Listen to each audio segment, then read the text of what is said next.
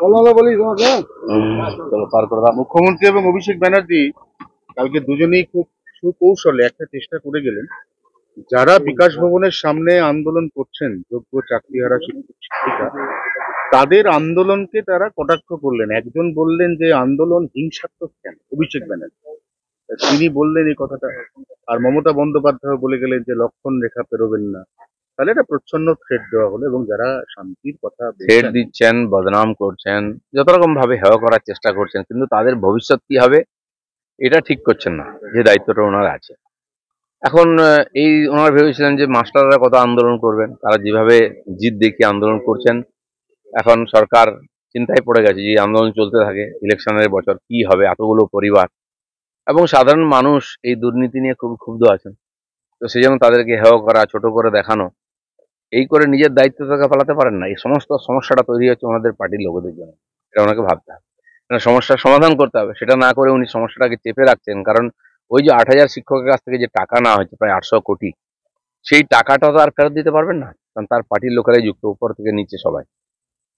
এবং কি পার্থবাবু ভেতরে আছেন, তারও এতে হাত আছে।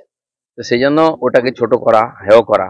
পুলিশ সহিংস বলছেন, পুলিশ কিভাবে শুরু করেছে ওদের আন্দোলন দাবানোর। ডিআই অফিস ঘেরাও যেদিন জেলায় জেলায় হলো, সেদিন পুলিশের আমরা রূপ দেখেছি। শিক্ষকদের ওটা পাও না, লাঠি, গালাগালি, লাঠি পেটা, পুলিশ তো শুরু করেছে। তো স্বাভাবিক, যাদের জীবন আজকে বিপন্ন, মরা বাঁচার প্রশ্ন, তারা তো সবকিছু করতে রাজি হবে। তাদেরকে উস্কাচ্ছেন কেন, প্রভোগ করছেন কেন? এ সম্পূর্ণ দায়িত্ব সরকার এবং পুলিশের। এই মমতা বন্দ্যোপাধ্যায় তো একটা সময় বিধানসভাতে ভাঙতে চাইলেন, তার এবং অভিষেকের কি একথা বলা আদৌ মানায় যে শান্তিপূর্ণ আন্দোলন করুন, লক্ষণ রেখা মেনে চলুন? মমতা ব্যানার্জির বিভিন্ন আন্দোলনের ছবি আমরা দেখেছি। আন্দোলনকে কত নিচে নিয়ে যাওয়া যায়, ব্যক্তিগত স্তরে নিয়ে যাওয়া যায়, সেটাও আমরা দেখেছি। আর আন্দোলন করে দেশের সম্পত্তি কি করে নষ্ট করা যায়, সেটাও দেখেছি। এবং ওই বিধানসভার যে ভাঙাভাঙি করেছেন তার জন্য 14 লক্ষ টাকা জরিমানাও দিয়েছেন, এটাও আমরা জানি। সেই জন্য যিনি বললেন আন্দোলন লগ্নে আমার জন্ম, তিনি আন্দোলনকে দাবাচ্ছেন জোর করে, এটা কি করে আমরা মেনে নিতে পারি? তো আপনার জন্য আন্দোলন নীতিগতভাবে ঠিক আর বাকিদের জন্য বেঠিক, এর ডবল স্ট্যান্ডার্ড হতে পারে না। আচ্ছা, এখানে বলা হচ্ছে যে এই যে আন্দোলনটা চলছে শিক্ষকদের, এতে বহিরাগতরা ঢুকে আছে, এটা মমতা বন্দ্যোপাধ্যায়ের অভিযোগ। না, এ তো যে কোনো নামে একটা জুড়ে দিলেই হলো। মুর্শিদাবাদে গন্ডগোল হয়েছে, বহিরাগতরা চলে এসেছে, বাংলাদেশের লোকেরা। এখানে বহিরাগত, আন্দোলনে বহিরাগত, আপনি কি করছেন বহিরাগত কি না সেটা দেখার দায়িত্ব সরকারের নয়? কে বহিরাগত ওখানে বার করুন না টেনে। যাকে পুলিশ লাঠি মারছে সে কি বহিরাগত নাকি, যাকে লাঠি পেটা করছে?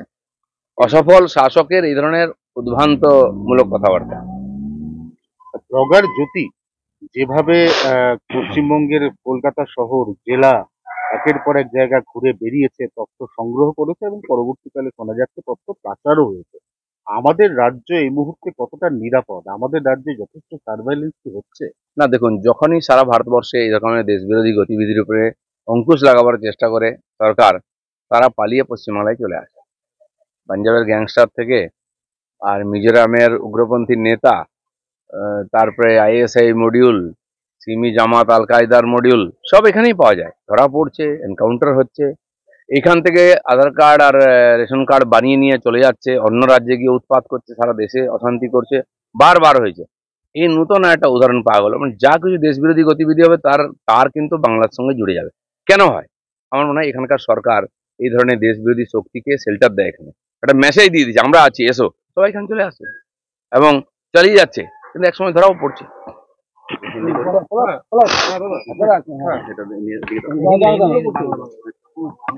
নিজেরই রক্ষী পরিস্থিতির উপরে গুলি চালানোর অভিযোগ নদিয়া করিমপুরে।